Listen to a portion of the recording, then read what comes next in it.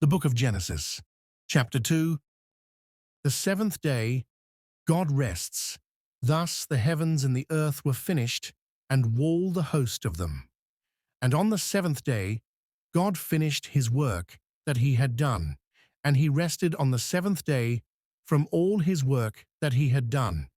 So God blessed the seventh day and made it holy, because on it God rested from all his work that he had done in creation, the creation of man and woman. These are the generations of the heavens and the earth when they were created, in the day that the Lord God made the earth and the heavens, when no bush of the field was yet in the land, and no small plant of the field had yet sprung up, for the Lord God had not caused it to rain on the land. And there was no man to work the ground, and a mist was going up from the land, and was watering the whole face of the ground. Then the Lord God formed the man of dust from the ground, and breathed into his nostrils the breath of life, and the man became a living creature.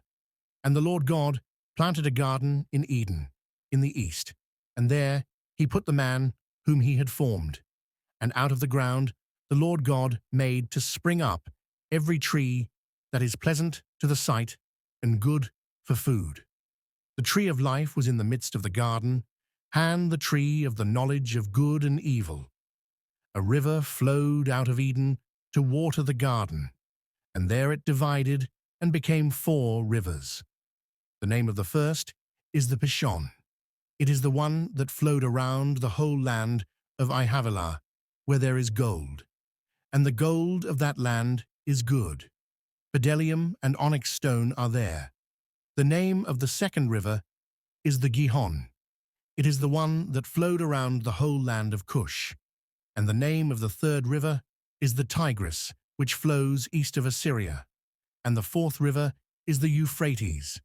The Lord God took the man and put him in the Garden of Eden to work it and keep it.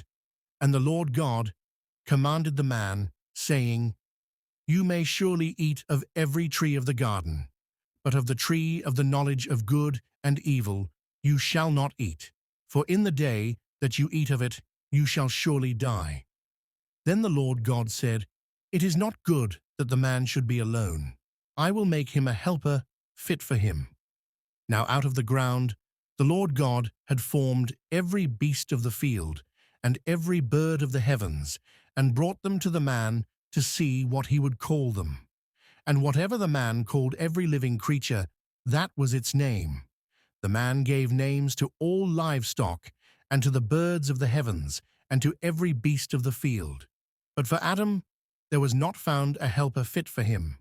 So the Lord God caused a deep sleep to fall upon the man, and while he slept, took one of his ribs and closed up its place with flesh. And the rib that the Lord God had taken from the man he made into a woman, and brought her to the man. Then the man said, "This at last is bone of my bones and flesh of my flesh.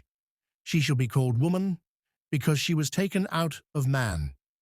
Therefore a man shall leave his father and his mother, and hold fast to his wife, and they shall become one flesh." And the man and his wife were both naked, and were not ashamed.